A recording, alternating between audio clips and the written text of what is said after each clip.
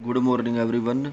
माँ बेटे की मौत का मामला। करवा चौथ की तैयारी में था परिवार। घर के बाहर बैठकर हो रही थी तैयारी पर चर्चा। धमाके के साथ छत और फर्श फटे। नीचे कमरे में छोटे भाई का परिवार बाहर था। भाई सिलेंडर फटने से माँ बेटे की मौत हो गई। बहुत बुरी घटना है बहादुरगढ़ की।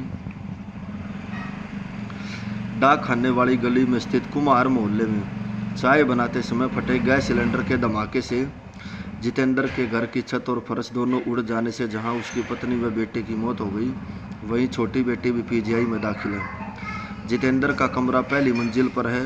वह नीचे उसका छोटा भाई प्रकाश अपने परिवार के साथ रहता है। धमाके के समय नीचे के कमरे से उसकी दोनों बेटी ट्यूशन गई हुई थी। वह पत्नी घर के बाहर महिलाओं में बैठकर करवा चौथ पर होने वाली पूजा को लेकर चर्चा कर रही थी। बताया गया है कि जितेंद्र की पत्नी सुमन भी इसके पास से उठकर चाय बनाने की बात कहकर गई थी, पर वहां जैसे ही गैस को चालू किया तो सिलेंडर ने आग पकड़ ली। वह कुछ संभलती तब तक गैस का सिलेंडर फट गया। धमाके बाद सभी पड़ोसी घर की तरफ भागे। तभी मकान की छत गिर गई, जिससे कमरे में बैठी जितेंद्र की दोनों बेटी व पत्नी मलबे के साथ नीचे गिर गई। बड़ी बेटी 4वीं व सुमन को लोगों ने निकाल लिया, पर धूल के गुबार के कारण छोटी बेटी का पता नहीं चल पाया।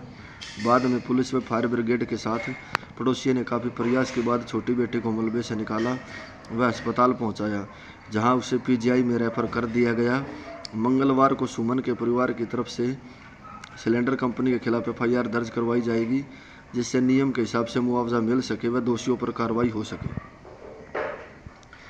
सिलेंडर कंपनी के खिलाफ होगी एफआईआर, जिससे नियम के हिसाब से मिल सके मुआवजा।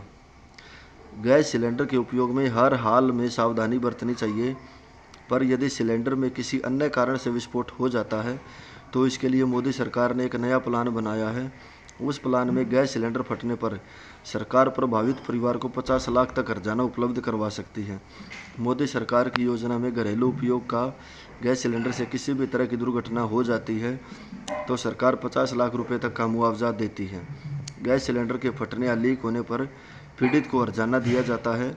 अगर आपके सिलेंडर में किसी भी तरह का लीकेज होता है, ब्लास्ट होता है, तो इसकी जिम्मेदारी कंपनी की ही मानी जाती है। दुर्घटना होती है तो बीमा राशि का दावा करने के लिए उपभोक्ता की ओर से एलपीजी कनेक्शन जिस पते पर लिया गया है उसी पते पर सिलेंडर फटने से दुर्घटना होना जरूरी है। गैस उपभोक्ता दुर्घटना के समय रेगुलेटर और अन्य सामान संबंधित एजेंसी का ही इस्तेमाल करें और वह ISI मार्क का होना जरूरी है। बहादुरगढ़ गैस सिलेंडर फटने के बाद गिरी दोनों छत। मां व बेटी के शव को सिविल अस्पताल पहुंचाया। गौरतलब है कि सोमवार शाम एलपीजी गैस सिलेंडर फटने से मां बेटे की मौत हो गई व छोटी बेटी घायल हो गई। मां सुमन की झुलसने से मौत हो गई व सिलेंडर फटने से पहली मंजिल पर बने मकान के नीचे व ऊपर दोनों छत गिरने से मलबे में दबने से कमरे में बैठी सुमन की बेटी 4वीं की भी मौत हो गई व 6 साल की प्रियल को मलबे से बाहर निकाला गया। सुमन के पति जितेंद्र की जज्ज रोड पर बैग की दुकान है। सिलेंडर फटने की घटना के समय घर पर तीनों ही थे वह जितेंद्र दुकान पर था। सिटी थाना प्रभारी अशोक कुमार ने बताया कि मां बेटी के शव को पोस्टमार्टम के लिए सिविल अस्पताल पहुंचाया गया, जहां मंगलवार को पोस्टमार्टम के बाद शव परिजनों को सौंपा जाएगा। अब सिलेंडर के फटने के कारणों की होगी जांच। फायर अधिकारियों की माने तो एलपीजी सिलेंडर के फटने के 2 कारण होते हैं। पहला होता है गैस का लीक होना और दूसरा होता है सिलेंडर का एक्सपायर होना। आमतौर पर एक सिलेंडर की लाइफ 10 साल होती है। सिलेंडर के हैंडल के नीचे की पट्टी पर A23, B23 जैसे कोड लिखे होते हैं, यह उसी की एक्सपायरी डेट होती है। इसमें अल्फ़ाबेट A का मतलब होता है जनवरी से मार्च, B का अप्रैल से जून, C का जुलाई से सितंबर और D का अक्टूबर से दिसंबर। वहीं अल्फ़ाबेट के आगे एक्सपायरी का साल लिखा होता है, पर यह आम उपभोक्ताओं को पता नहीं होता।